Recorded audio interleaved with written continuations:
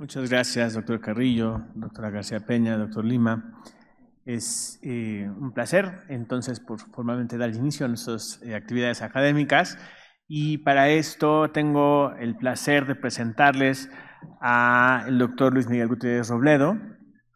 No necesita mucha presentación, pero voy a hacerlo de cualquier manera por ser alguien que ha vivido bajo una piedra los últimos 30 años. Pero el doctor Gutiérrez estudió medicina en la Facultad Mexicana de Medicina de la Universidad de La Salle, después hizo sus especialidades en medicina interna en el Instituto Nacional de Ciencias Médicas y Nutrición Salvador Subirán, la especialidad de geriatría y una maestría en gerontología social en Grenoble, en Francia, y posteriormente un doctorado igualmente en Francia, en la Universidad de Burdeos, en ciencias médicas. Ha sido fundador y ha dirigido el servicio de geriatría del Instituto Nacional de Ciencias Médicas y Nutrición y posteriormente del Instituto Nacional de Geriatría, y pertenece a múltiples academias y organizaciones internacionales, entre las que me gustaría destacar la Academia Latinoamericana de Medicina del Adulto Mayor, que también, de la que también fue miembro fundador y continúa siendo miembro activo, y pertenece al Sistema Nacional de Investigadores, en un nivel 3. Es además actualmente quien dirige el Centro Colaborador de la Organización Mundial de la Salud en el Instituto Nacional de Geriatría. Su presentación gira en torno a cómo los errores del pasado influyen en nuestro futuro biológico. Me parece un tema sumamente provocador e interesante. Doctor Gutiérrez, es un placer tenerle aquí con nosotros.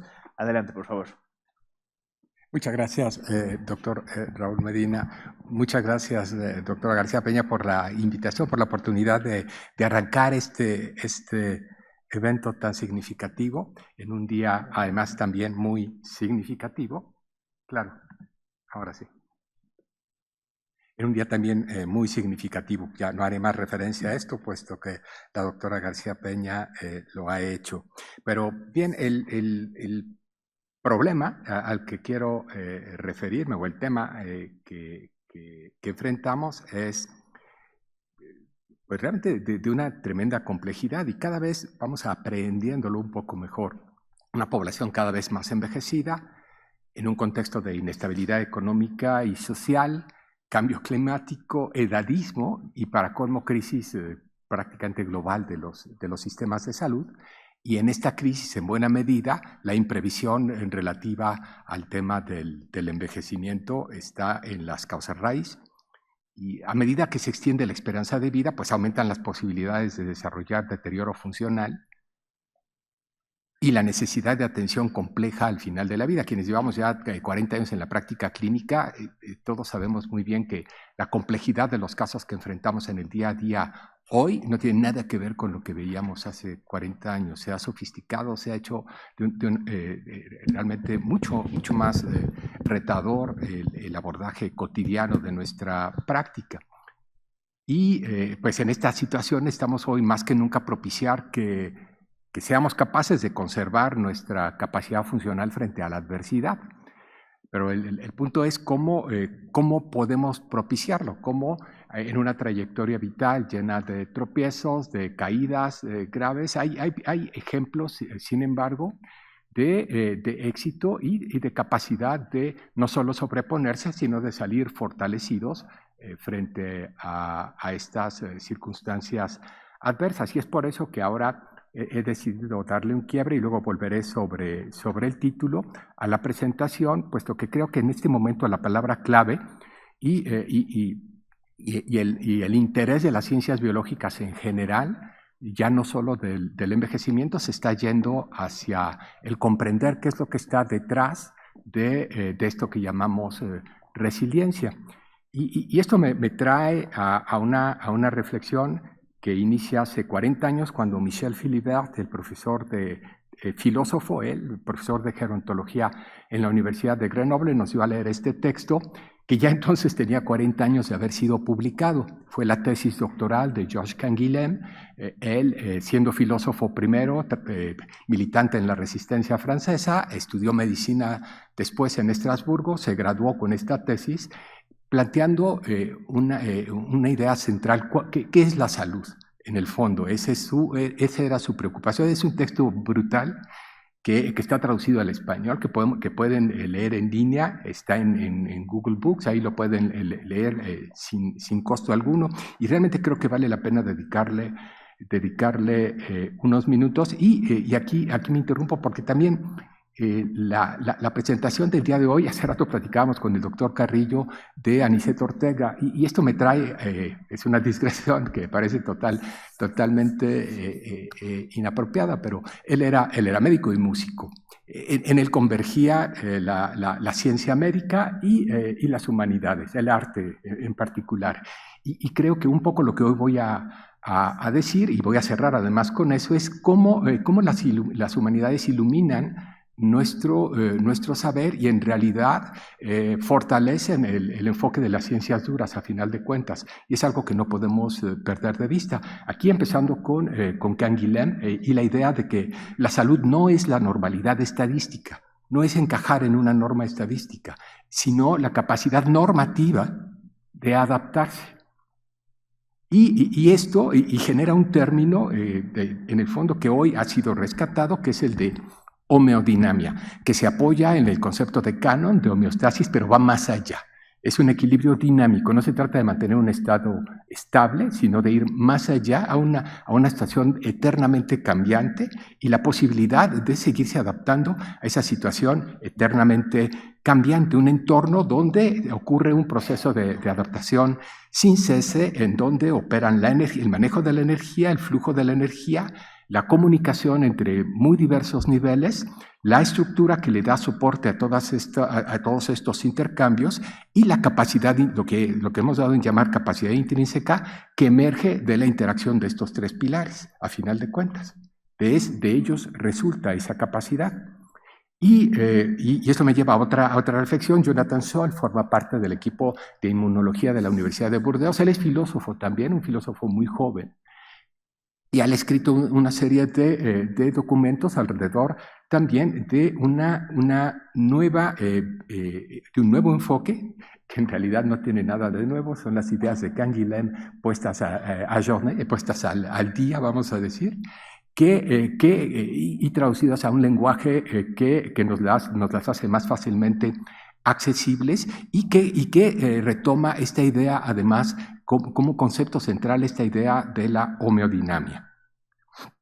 Tuve también la oportunidad a finales de los 90, y gracias a la doctora Rebecca Wong, y en un seminario organizado entonces por su profesora, la doctora Beth Soldo, sobre reserva cognitiva, de conocer a Teresa Seaman, y ahí por primera vez oí el término carga alostática. Y ella ahí nos explicó cómo había venido desarrollando esto en el estudio MacArthur de envejecimiento exitoso, y lo que para ella significaba en el proceso de envejecer, el manejo del estrés. Y de esto Canguilhem hace referencia a esto de manera indirecta, pero él escribió antes que Selye, todavía no surgían las ideas del manejo del estrés. Y otro encuentro mucho más reciente, pero que también fue para mí muy significativo, fue con Andreas Merker. Andreas trabaja como investigador, él viene de las ciencias sociales, y él se dedicó a estudiar el maltrato infantil en Suiza. ¿Qué tiene que ver? Pero, y me regaló este libro en su oficina, y a partir de la lectura de este libro, pues terminamos publicando un artículo sobre resiliencia con datos de NACEM, con la ayuda de un alumno suyo que conocí en esa ocasión, que les voy a mostrar un poco más adelante. Y el otro tema que converge en todas estas ideas es el abordaje de la complejidad, el reconocimiento de que operamos en sistemas complejos y que la resiliencia es un fenómeno emergente, que es la resultante justamente de este sistema complejo en el que operamos, es un producto de esa complejidad, y como tal se le denomina un fenómeno emergente. Es así que con Jan Holge, el alumno de Merker, hicimos este análisis de NACEM para aproximarnos al tema de la resiliencia. Creo que fue la primera reunión como esta que presentamos, que surgió esa idea y empezamos a elaborar sobre el cómo, luego con Rosestela en la base de datos costarricense de envejecimiento pudimos encontrar las variables necesarias para calcular la carga alostática y ver de qué manera esto podíamos demostrar que era un substrato que alimenta efectivamente la capacidad intrínseca. Y luego he tenido también la suerte de participar año con año en el grupo de trabajo sobre resiliencia de la fuerza de tarea del grupo de investigación dirigido por la Universidad de Toulouse y Hopkins alrededor del tema de la fragilidad. Y esto en un momento en que surge el interés que se manifiesta en esta idea de la resiliencia. Ustedes pueden ver dentro de los autores de este artículo está Morgan Levin, y que es la primera la que creó, la que dio pie a que Horvath pudiera avanzar en el tema de los relojes biológicos, al final de cuentas, y que creó el PhenoAge. Y este grupo visualiza cómo la interacción entre el entorno, entre nuestra genética, determina, y faltaría aquí el enfoque evolutivo, que a llegué gracias a Juan Carlos y Nadia hace un par de años, y me puse a estudiar al respecto y tendría también que haberlo citado, que es el otro elemento que también se vuelve clave en la comprensión del fenómeno de la resiliencia, que va a modular a final de cuentas el cómo estamos envejeciendo y el cómo se va expresando o no la enfermedad en un entorno donde no es solamente el tener alta o baja resiliencia, sino alta o baja resiliencia en diferentes dominios que interactúan en el dominio biológico, en el social, en diferentes niveles, que tienen también una resultante en última instancia. Y es el paper al que me refería hace un momento de cómo está cobrando interés ya no solo ni siquiera en el ámbito de la salud, sino de la biología en general, de la biología evolutiva en particular, es este documento para entender este concepto unificador de la resiliencia que da sentido a la biología entera. Es entonces, lo que ellos proponen en este artículo es que todos los cambios de campos de la biología de una forma u otra han tratado de entender el fenómeno, aunque no todos le dan el mismo nombre, que tenemos que ser lo suficientemente específicos en la definición del sistema de estudio. Ya no basta con hablar del individuo, tenemos que ir a qué nivel estamos tratando de entender. Que hay negociaciones, hay ganancias y pérdidas dentro de las diferentes escalas de organización biológica en términos de resiliencia. Y todavía no tenemos un léxico suficientemente rico como para poder describir todas estas perturbaciones e interacciones, pero está avanzando muy rápidamente el cambio para conocer y entender mejor los mecanismos de resiliencia comunes a los diferentes niveles de organización. Y tenemos que avanzar en el compartir y mejorar la métrica que nos permita prosperar en este sentido. Y en ese contexto surge la idea, a partir de un grupo de trabajo de la OMS, de capacidad intrínseca, particularmente John Bird y Islene Araujo dirigen este grupo, en donde en el origen éramos más geriatras que otros profesionales. Poco a poco esto se fue depurando y cada vez quedamos menos geriatras en el grupo, y esto fue una ganancia en realidad. Digo, no porque los que se fueron hubieran entorpecido, sino más bien porque se enriqueció con visiones distintas que han permitido avanzar. Y recién me invitó Leocadio Rodríguez Mañas a escribir un capítulo en un libro sobre fragilidad, conciliando, y muy pronto va a salir un artículo en Age and Aging con esta misma visión, conciliando las ideas de fragilidad y capacidad intrínseca, como en la reflexión del cómo entiendo yo la capacidad intrínseca dentro del concepto de fragilidad. Armé esta imagen en donde está la expresión, los dominios de expresión de la capacidad intrínseca, la locomoción, la cognición, los sentidos y la psicología, el dominio que les da sustento, que es el de vitalidad, en donde se expresan las características básicas del envejecimiento, las hallmarks del envejecimiento y las de la salud para determinarlo, y que permanece en una interacción constante con el entorno, de interacción de la que resulta una carga creciente de alostasis que puede ser mejor o peor manejada en un nicho ambiental particular, y esto es muy individual, esto es absolutamente individual. Cada uno de nosotros lo vivimos de manera distinta en nuestro propio espacio homeodinámico, en donde alcanzamos ese equilibrio y somos capaces de adaptarnos a los cambios constantes del espacio o no. Y esto va introduciéndose, viene de la gerociencia. Creo que está entrando un poco en la geriatría clínica, pero nos está costando trabajo meter la idea de capacidad intrínseca y capacidad funcional. No sé si compañeros compartirán esa impresión. En general, como que hay resistencia dentro de la geriatría, más que en otros espacios. En parte se entiende porque nos costó tanto trabajo hacer pasar la idea de fragilidad, y de hecho este capítulo al que hacía referencia y el artículo que se publicará próximamente van en la idea de cómo hacemos converger ambos conceptos para un mayor provecho. Me refería yo a las hallmarks, a las características fundamentales del envejecimiento, pero sobre todo, y el mismo grupo de trabajo publicó las relativas a la salud, y estas son interesantes porque ahí sí hacen referencia específica al mecanismo de la resiliencia homeostática, le llaman ellos. Y en el fondo a lo que se refieren es justo a ese principio de homeodinamia. Bueno, al menos así lo quiero entender yo. No sé si ellos tenían eso en la cabeza. Creo que sí, porque esto está emergiendo de esa manera. Y luego resulta que empieza a salir información cada vez más potente, cada vez más dura, relativa a cómo, al peso que tiene, por un lado, la genética, por otro lado, lo que ahora llamamos el exposoma. Hoy sabemos, y esto ha avanzado a una velocidad espeluznante en los últimos 6 meses, que la carga que representa el exposoma como determinante de la expresión de la enfermedad y del envejecer es por lo menos 10 veces mayor que la que está inscrita en nuestro genoma, y que lo que está inscrito en nuestro genoma no es escrito en piedra, está cambiando permanentemente a través de la epigenética. Su expresión es modulada de manera continua. Y ustedes pueden ver este documento, que es muy interesante.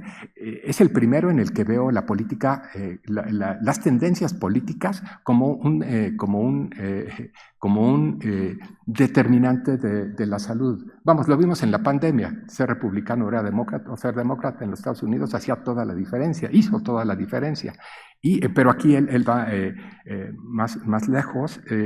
Y el grupo de autores hace un análisis interesante, que creo que su reloj biológico es cuestionable, es muy modesto. La idea era poder hacerlo en un número muy grande de bases de datos, y eso le da más potencia, pero llega un momento en que cuando analizas tantos números, pues puedes demostrar casi que cualquier cosa, dependiendo de la metodología que utilices. Entonces hay que ser cuidadoso también en la aproximación y en la comprensión. Pero la realidad es que yo creo que sí, ya llegamos al punto en que esto que estamos aprendiendo del exposoma tiene que ir modulando al revés ahora. No solo la política de determinar lo que nos pasa, que está pesando mucho, sino cómo aprovechamos esa comprensión para mejorar nuestra aproximación práctica traslacional al fenómeno a través de la política. Y cómo hacemos esto además en una visión de curso de vida, en donde podemos identificar ya los determinantes de las diferentes trayectorias hacia una creciente resiliencia o una creciente dependencia en razón del reto ambiental que enfrentamos y de nuestra capacidad de adaptación a lo largo de la vida. Y esto es lo que quisimos poner de relieve en este documento, que todavía no se ha traducido al español, que se lanzó muy recientemente, el 27 de junio, en donde la doctora García Peña, donde yo mismo, varios miembros del equipo Participamos en el desarrollo de este documento de la Organización Mundial de la Salud, en donde planteamos ya cómo llevar a la práctica esta visión de curso de vida para promover el envejecimiento saludable en las distintas etapas de la vida. Y vuelvo ahora a lo que dio origen al título, a este paper que releí, que escribimos y que ya tendríamos que escribir de nuevo porque tiene muchas cosas que ya nomás no, con Nadia y con Juan Carlos que están allí y están asintiendo, pero en realidad, en el fondo, de cualquier manera, esta pregunta nos lleva a otro tema que también es de la mayor importancia, esta memoria de nuestros sistemas. ¿Cómo funciona esta memoria? Cómo se ve, cómo va modulándose a lo largo de nuestra existencia para expresarse a través de diferentes rutas alternas. Acaba de salir, y ahorita les voy a mostrar el documento original, el análisis el más sofisticado análisis de la mujer más añosa del mundo, una catalana que murió hace una semana, y ahí parece que tiene una programación que favorece en todo una alta resiliencia. Ahora, eso nos da oportunidades de entender mejor cómo está operando ese programa.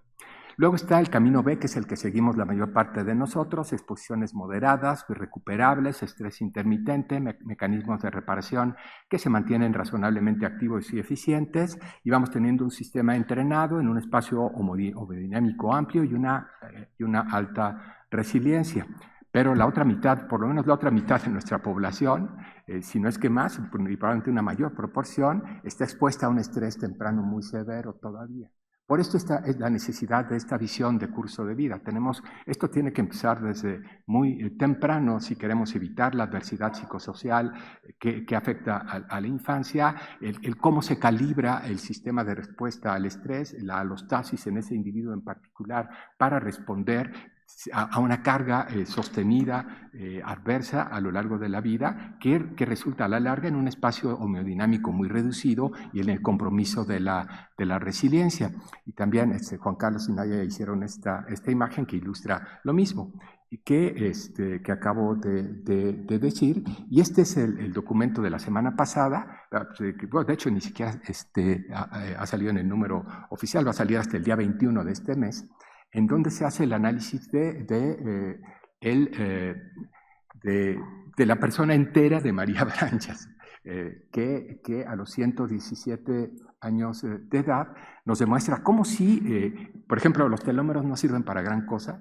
Ella tenía los telómeros más cortos que se hubieran visto, y ahí sigue, y seguía funcional. Como que esto no es lo más importante, aunque hay otros niveles que sí jugaban un papel importante, y esto lo vamos entendiendo cada vez mejor. La modulación del sistema inmune es la clave, eso también ya lo tenemos clarísimo. Los trabajos de Franceschi y un artículo que recién publican él y Tamas Fulop al respecto nos lo dejan cada vez más en claro. La clave está en lo vascular y en lo inmune, y esto cada vez, y los tiempos, pero eso es tema de otra presentación. Entonces, cada error del pasado, cada exposición tóxica, cada estrés no resuelto, cada trauma nutricional no solo es un daño acumulado, sino una experiencia que afecta a nuestra capacidad de seguir creando nuevas normas para adaptarnos dentro de nuestro propio sistema frente a los desafíos que seguimos abordando. La profunda intuición de Josh Canguilhem se hace manifiesta en esta comprensión que vamos teniendo ahora que conocemos mejor los fenómenos. Nuestro pasado determina cuán amplio es ese margen, pero la homeodinamia nos recuerda que siempre es en cualquier momento, y en mayor o menor grado, pero siempre es posible expandirlo. Estos errores definitivamente pues no son, más bien raramente son decisiones conscientes. De lo que se trata es que cada vez lo vayamos haciendo más consciente, y que a través de la personalización, en la comprensión de nuestra estructura y nuestros riesgos y nuestras tendencias individuales, podamos hacer conscientes las exposiciones y y las decisiones que tomamos que pueden tener una influencia en el devenir de nuestra salud. El manejo del estrés, el manejo del sueño, el manejo de nuestras relaciones es algo que pareciera a nuestro alcance, aunque no para todos, desgraciadamente, es una realidad, pero ya sería una ganancia. A final de cuentas, ¿cuál es la principal determinante de un envejecimiento saludable? Una red relacional sana a lo largo de la vida. Entonces, esto definitivamente es importante, es fundamental.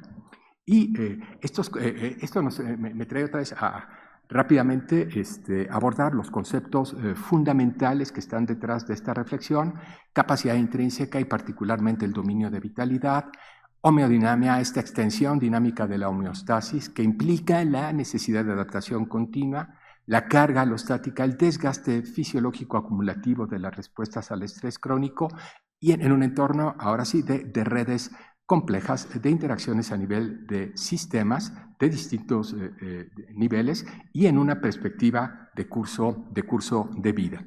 Entonces, experiencias pasadas, respuestas de estrés, carga alostática en un espacio particular, que necesariamente se va estrechando para todos nosotros a lo largo de la vida. La idea es que esto suceda al ritmo cada vez más lento que sea posible. Y hay diferentes niveles de integración. Yo veo diferentes niveles de integración. Primero, lo que decía, la resiliencia termina siendo para mí una propiedad emergente de estas interacciones dinámicas. La homeodinamia se da también se hace posible, de hecho, en estas redes, y termina siendo otro fenómeno emergente de la interacción de nuestros sistemas de operación con el entorno, en una dinámica de curso de vida donde el estrés de los primeros años de la vida es determinante de las trayectorias de resiliencia que se definen en los periodos críticos de nuestro crecimiento y desarrollo a lo largo de la vida, hasta que terminamos atravesando el umbral de la fragilidad. Tomé esta imagen de una presentación del doctor Ferrucci, en donde él expresa el cómo ve desde su punto de vista esta trayectoria y qué papel juega la resiliencia. Y él ilustra la resiliencia como esta botellita que va contrapesando la carga de la adversidad. Sí, eso está muy bien, esa botellita, pero ¿qué es esa botellita? Eso no nos lo dice. ¿Qué hay allá adentro? ¿Cuáles son los mecanismos que permiten que eso suceda? Y es ahí en donde tenemos realmente el gran hueco de conocimiento y en donde podemos avanzar. Y aquí otra vez las ciencias humanas. Bueno, Boris Cyrulnik es neurocientífico, él tiene una visión más amplia, pero Louis Ploton es psicoanalista, él fue mi profesor de psicogeriatría hace 40 años también, y escribieron este libro en donde dan ellos su perspectiva social, y se me ocurre a partir de la lectura la metáfora de la vid, en donde sabemos que si queremos beber algo de buena calidad, tiene que venir de una vida estresada, no puede ser de otra manera, en donde el estrés hídrico es determinante de la calidad de lo que vamos a beber, que si esto no ha sucedido, si no ha sido podada además para producir menos a final de cuentas, pero de mejor calidad, no nos va a funcionar. Entonces, esto viene también de la biología de las plantas, como la carga oxidativa depende de la hormesis. El manejo de la carga oxidativa depende de la hormesis, de ese estrés dosificado a lo largo de la existencia, que hace posible el desarrollo de los mecanismos que nos conducen eventualmente al equilibrio. Y otra imagen también de Luigi, traducida por mí, en donde nos muestra algunos ejemplos de estos estresores de alto nivel o de los estresores, aunque ahí no estaría yo de acuerdo en muchos de los que, pero sí, se las pongo tal como él la expresa. Mucho de lo que él marca en verde como estresor, yo no lo veo tanto como estresor. Bueno, aunque de alguna manera el comer, que comamos lo que comamos, es un estrés y genera un fenómeno oxidativo en mayor o menor grado. En fin. Y entonces, no estábamos viéndola todavía, perdón, estaba atorado en la anterior. Y esto nos lleva al otro foco de interés en el momento presente, que es la función mitocondrial. Y más bien la disfunción mitocondrial en el centro de la preocupación también para avanzar en la comprensión del fenómeno. Todo esto en un marco unificador, pues exposición al estrés, perturba el equilibrio de la red, mecanismos de la resiliencia con adaptación, como puede ser la neuroplasticidad, acumulación de carga alostática, que se acumula el daño en la red, viene la atrofia del hipocampo, que nos predispone a la enfermedad de Alzheimer por exposición prolongada al cortisol, por ejemplo, y la transición que se va dando a lo largo del curso de la vida, donde vamos reconfigurando nuestras redes, pero esto con ciertos límites, puesto que el paso del tiempo reduce la plasticidad y aumenta la vulnerabilidad. Y este sistema complejo, ilustrado en este documento del año pasado, respecto a cómo esto explicaría la heterogeneidad del envejecimiento, es en realidad muchísimo más complejo cuando vemos, y ni siquiera el total, pero un número importante de genes determinantes de distintas condiciones de salud, y esto además es distinto en distintos momentos de la vida. Para poder avanzar en la traslación de este conocimiento necesitamos refinar nuestros enfoques metodológicos y de esto lo que aprendimos con Alejandro Frank, lo que hemos venido haciendo en alguna medida para tratar de entender la fragilidad, más bien el índice de acumulación de déficits como expresión del envejecimiento, utilizando modelos de sistemas de dinámicas con estadística bayesiana, nos ha permitido avanzar un poco en la comprensión del fenómeno, identificando los nodos en la red que pueden funcionar como biomarcadores. Y ahora esto hay que llevarlo al análisis longitudinal. Y definitivamente esto tiene implicaciones prácticas, eventualmente abre la puerta a intervenciones personalizadas para el desarrollo de resiliencia y desde luego la posibilidad de que este conocimiento impacte también en la política pública. Los desafíos más importantes que veo es el cómo integrar todo esto. La inteligencia artificial nos abre esta posibilidad, ahora ya podemos, ahora sí se puede.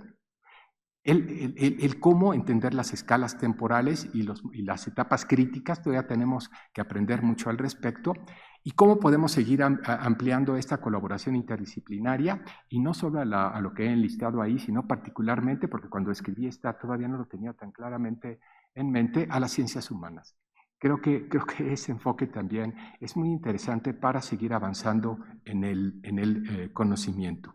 Y el reconocer tanto a la resiliencia como a la alostasis como propiedades emergentes de estas redes dinámicas. Esto nos ayuda a mejor comprender cómo funcionamos. Y para finalizar, para que no se les olvide, esta es una huehuete, y esta imagen viene del grupo de trabajo sobre resiliencia de los Institutos Nacionales de Salud de los Estados Unidos. Los dos papers que produjeron no me gustaron, pero esta imagen sí. No me gustaron, a lo mejor si los leen entenderán por qué después de lo que he dicho ahora, pero la imagen de alguna manera sí nos ayuda a retener los elementos clave de lo que es este árbol en la tormenta para ilustrar la resiliencia. Entonces, carga alostática es la memoria biológica de todo lo que hemos tenido que superar. Cada adaptación exitosa tiene un precio. Ese precio se acumula como carga alostática. El espacio hemodinámico necesariamente se contrae, y más cuando esta carga es excesiva, pero no es tanto el estrés lo que nos enferma, sino cómo somos o no capaces de adaptarnos a él. Y cierro con, bueno, no, todavía tengo un par más, pero les dejo leer y les pongo la traducción, porque para mí la resiliencia es justamente ese hilo de seda al que William Blake hace referencia, que da sentido al sufrimiento y a la alegría a lo largo del conjunto de nuestra vida. ¿Y qué es lo que sigue? Pues como cierra la última frase del Candide de Voltaire, esto de lo que se trata es, ante la adversidad, lo que hay que hacer es ocuparse. Y para ocuparse tenemos que ser capaces de traducir traducir esto en la práctica. Y para esto también le recomiendo la lectura. Esto salió la semana pasada y me sorprendió muchísimo que Llama publicara esto, aunque tal vez no debiera sorprenderme tanto, tiene una sección de poesía permanente. Esta visión de alguna manera está ahí latente en la revista de la Asociación de Médicos Americanos, pero el entrenamiento en humanidades es una condición necesaria, fundamental, para ser un buen investigador en el momento presente, y más en el entorno que estamos viviendo con la aparición de la inteligencia artificial. Y ahora sí, ya con eso termino.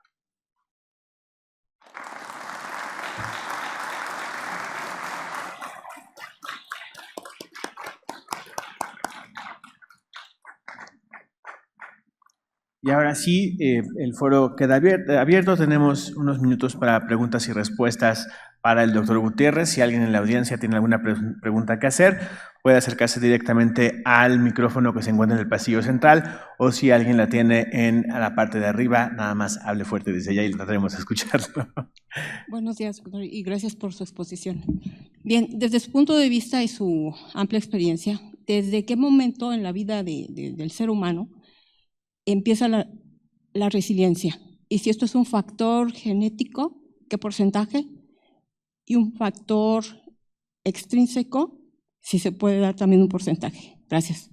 Sí, como yo lo entiendo, empieza con la vida y pues no, yo creo que no puedo decir los porcentajes, creo que nadie lo puede decir todavía, pero pienso que es más un fenómeno inherente a la interacción con el entorno, y el entorno determina más bien el freno y los obstáculos, o no, puede ser también un entorno habilitador en un momento dado, pero es algo que emerge de la interacción de nuestro ser con un entorno en particular. Y si este entorno es propicio, pues florece, y si no lo es, termina. Estoy siendo muy simplista probablemente, pero en el fondo la complejidad del fenómeno es enorme, y es por eso que no acabamos de aprehenderlo y de saber exactamente cuáles son los caminos. Pero parece que en buena medida pasa por esa dosificación del estrés, esa hormesis, que también, y la modulación, también la exposición sostenida al estímulo adverso de las infecciones. La respuesta de nuestro sistema inmune, por ejemplo, la vacunación, contribuye a evitar el inflammaging.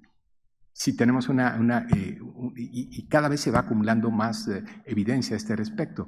Y ahí ya tenemos cómo medirlo. Ya recientemente el grupo de Franceschi ha publicado relojes biológicos basados en marcadores inmunológicos, en donde se aproximan al análisis de la inmunobiografía y el papel que la vacunación cumple en ese terreno en particular.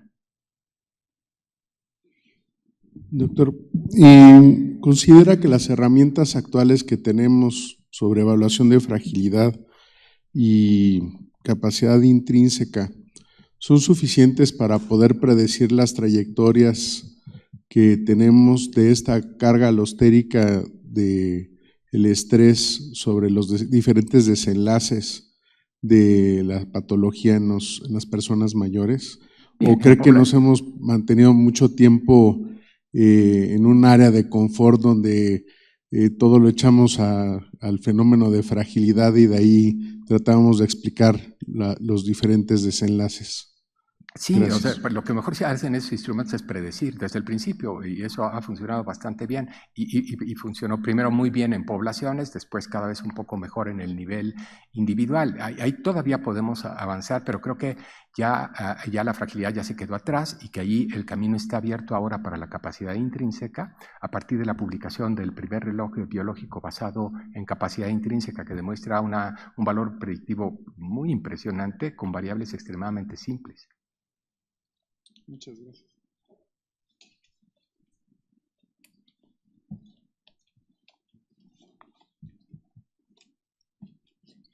Buenos días, muchas gracias, doctor, por su plática. Me quedó una duda con respecto si la resiliencia se puede aumentar ya estando en vida, porque como dice usted, la resiliencia empieza desde que nacemos. Entonces, ¿podemos aumentar nuestra resiliencia con el paso de los años o con la que nacimos nos quedamos y solamente va bajando? Yo pienso a partir de esto que he compartido que sí es posible, pero no acabamos de entender sólidamente el cómo. Vamos cada vez reconociendo más factores que pueden propiciarlo, pero todavía el camino por recorrer es muy largo. Pero sí, creo que sí.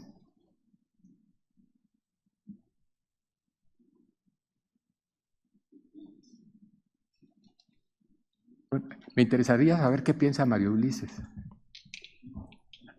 Sí, por favor. Alguien que discrepe, por favor. ¿En serio? Pues bueno, todos sabemos que la capacidad intrínseca es un concepto inventado por la OMS, particularmente por Matteo Cesari, y la fragilidad tiene más de 2,000 publicaciones y sigue creciendo, y estamos preparando un Lancet Commission de fragilidad, donde logramos unir a Ken y a Linda, y efectivamente hay la tendencia a llamarles ahora acumulación de déficit y fenotipo físico de fragilidad, y los relojitos, pues hay un montón de dinero atrás. Jeff Bezos empezó patrocinando al ingeniero de Palo Alto Labs. No le veo ninguna practicidad, sigue siendo nada más predecir muerte, y bueno, ya ahorita la fragilidad en sus diferentes modalidades operativas no solamente sirve para predecir, sino también para instalar tratamientos. La capacidad intrínseca es muy buena, yo creo, para atención primaria, no para geriatría. Entonces, pues lo podemos seguir discutiendo, pero esta es mi opinión. Creo que tienes mucha razón, y sí quería que lo dijeras, porque es muy importante el que esté claro y presente que esto son ideas en evolución y conocimiento que se está construyendo día a día. Lo que me ha impresionado es la velocidad con que se está desarrollando el conocimiento en los ámbitos ya mencionados, que aún teniendo todo el tiempo que ahora tengo para leer, no alcanza uno, no es posible seguir el ritmo de lo que está saliendo. Pero de lo que no hay duda es que son tiempos muy interesantes y que vamos a ver avances muy, muy significativos, sobre todo en la aplicación práctica personalizada de este conocimiento.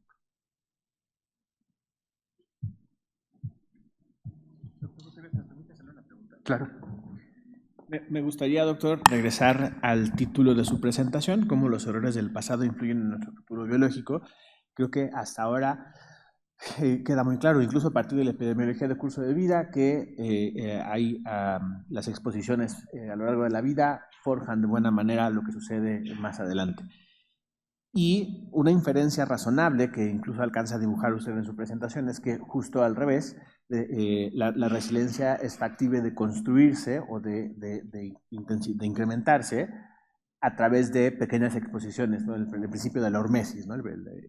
Sin embargo, siempre es la diversidad de las trayectorias de vida es tan amplia y las múltiples oportunidades, porque también sabemos que el timing de cada una de esas exposiciones es tan sensible, es tan variable, que resulta muy difícil imaginarse pensar en una estrategia de promoción o de construcción de resiliencia a partir de hormesis programada, ¿no? Pero ¿se imagina usted una forma de introducir como así como tenemos nuestro esquema nacional de vacunación, nuestro esquema de hormesis adecuado para la construcción de resiliencia en la vejez? Yo pienso que sí, y te oía hablar y pensaba en mí, y cómo empecé a enfrentarme a la medicina desbordado de la carga de responsabilidad, y cómo ir asumiendo poco a poco y aprender a manejar esa carga en el nivel de interacción médico-paciente, manejando un servicio clínico, publicando y a ver qué dicen los demás, y dirigiendo y organizando cosas. O sea, como que todo eso va haciendo y terminas moviéndote ya no sin estrés, pero con bastante tranquilidad navegando. O sea, creo que sí es posible. Esto en el manejo del estrés definitivamente es algo que puedes aprender si está bien dosificado y estás bien orientado y tienes mentores que te respalden, porque eso también creo que es fundamental. Pero otro tema que está surgiendo y que este artículo de María Branjas nos pone sobre la mesa es que esto también puede estar programado. Ella estaba programada y probablemente los supercentenarios están programados. ¿Qué es lo que les da ya de gratis esa resiliencia? Es impresionante, es brutal, es algo que está ahora a nuestro alcance, parece entender.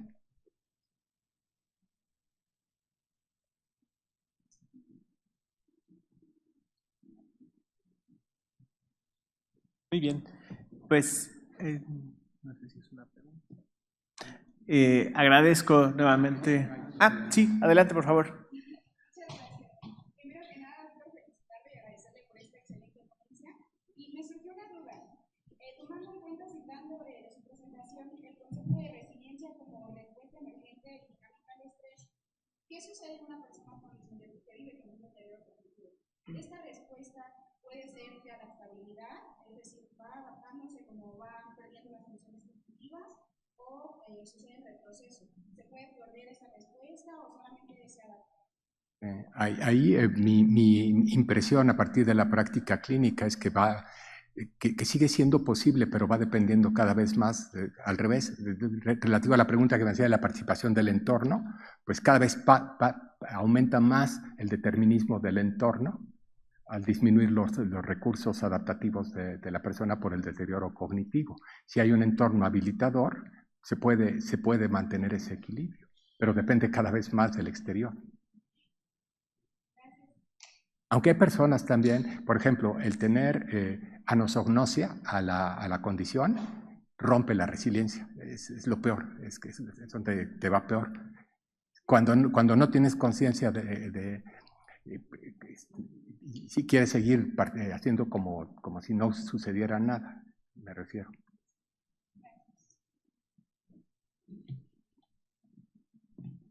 Adelante, por favor. Doctor, muchas gracias por su presentación. Una pregunta, de acuerdo con su experiencia, la población en México de adultos mayores, ¿qué tan consciente es de esta situación de la resiliencia? No sé. De repente se me ocurre pensar que intuitivamente puede ser más de lo que imaginamos, pero no lo sé. Y también ahí la comprensión del fenómeno dependerá también de un abordaje cualitativo, de investigación cualitativa, que creo que también es algo que nos está faltando para entenderlo mejor. Gracias, doctor.